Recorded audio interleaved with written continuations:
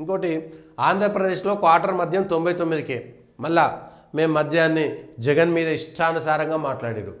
జగన్ ప్రభుత్వము మద్యం విషయంలో మోసం చేసింది. మేము విడతల వారీగా మద్య నిషేధాన్ని అమలు చేస్తామన్నటువంటి జగను విడతల వారీగా మద్య నిషేధం చేయలేక వదిలేసి ఆఖరికి పనికిరాని పిచ్చి పిచ్చి బాండ్లన్నీ ఏదో బ్రాండ్లు తీసుకొచ్చి మళ్ళా మద్యం ధర పెంచితే తాగుడు తగ్గుతుంది అనుకున్నారు. మద్యం అసలు అక్కడ కనబడితే మద్యం ధర ఎంతున్నా సరే తాగుడు అలవాటైన వాళ్ళు తీసుకుంటారు. నీకు అందుబాటులో లేకుండా చేస్తే కదా, నీకు అది అందుబాటులో లేకపోతే మద్యం అందుబాటులో లేకపోతే కదా అక్కడ ప్రజలు దానికి దూరం అయ్యేది. 99 రూపాయలకు క్వార్టరు మీరు ఏం చేస్తారు? 10% కళ్ళు గీత కులాలకు కేటాయించాలని నిశ్చయించినట్లు మంత్రి కొలను పార్థసారథి చెప్పారట. ఏమున్నది ఇందులో?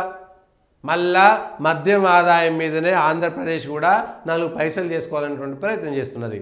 జగన్ కానీ, చంద్రబాబు నాయుడు కానీ, రేవంత్ రెడ్డి కానీ, కేసీఆర్ కానీ కేవలం ఇక్కడ బుద్ధి లేనిది ఎవరికంటే ప్రజలకే. ఎస్, నువ్వు ప్రజలను అంటావా అంటే నేను ప్రజలనే అంటా.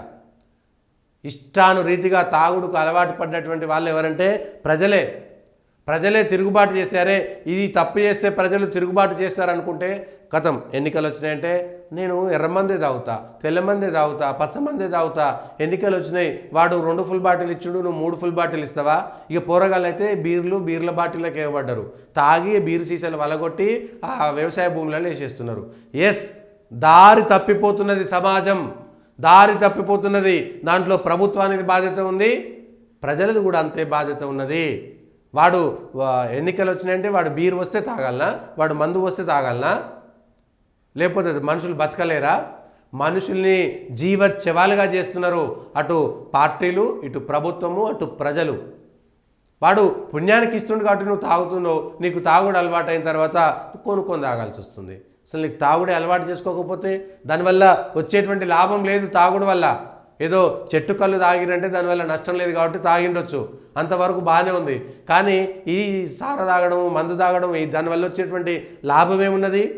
లాభం ఏం లేకపోగా నీ అవయవాలన్నీ చెడిపోతాయి. తాగుడుకు అలవాటు పడి మత్తుకు బానిసైపోయి ఇగో దాంతో 40,000 కోట్లు తెలంగాణలో ఆదాయము, 20,000 కోట్లు ఆంధ్రాలో ఆదాయాన్ని పెంచుకొని ప్రజలను నష్టపరిచి మళ్ళీ అదే ప్రభుత్వ ఖజానాకు తీసుకొస్తుంటే ప్రజలకు ఎవడు చెప్పేటోడు లేడు.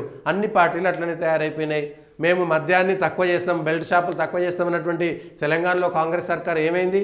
9 నెలలైంది. ఒక్క పెన్ను పోటు, ఒక్క సంతకం పెడితే, కేవలం ఒక్క సంతకం పెడితే బెల్ట్ షాపులు అన్నీ రద్దయిపోతాయి. ఇవాళ ఎందుకు పర్మిట్ రూమ్లకు నిన్న ఇక్కడ ఎమ్మెల్యే కోమటిరెడ్డి రాజగోపాల్ రెడ్డి గారు అక్కడెక్కడ మరిగూడల్లో లేకపోతే ఆయన మునుగోడు నియోజకవర్గంలో పొద్దుగాలనే తాగుతారు. అరవై మీ జీవితాలు నాశనం అయిపోతాయి, పర్మిట్ రూమ్లకు వచ్చి పొద్దున్నే తాగుతారంటే పర్మిట్ రూమ్లను మీరు ఎందుకు రద్దు చేయలేదు? కేసీఆర్ పర్మిట్ రూమ్లను ఇచ్చిండు. కాంగ్రెస్ సర్కారు పర్మిట్ రూమ్లను ఎందుకు రద్దు చేయలేదు? బెల్ట్ షాప్లను ఎందుకు రద్దు చేయలేదు? ఇది అసలు మండలాల్లో కాదు, జిల్లా కేంద్రంలో తప్ప ఇంకెక్కడ మందు దొరకదు అనేటువంటి మాట చెప్పొచ్చు కదా.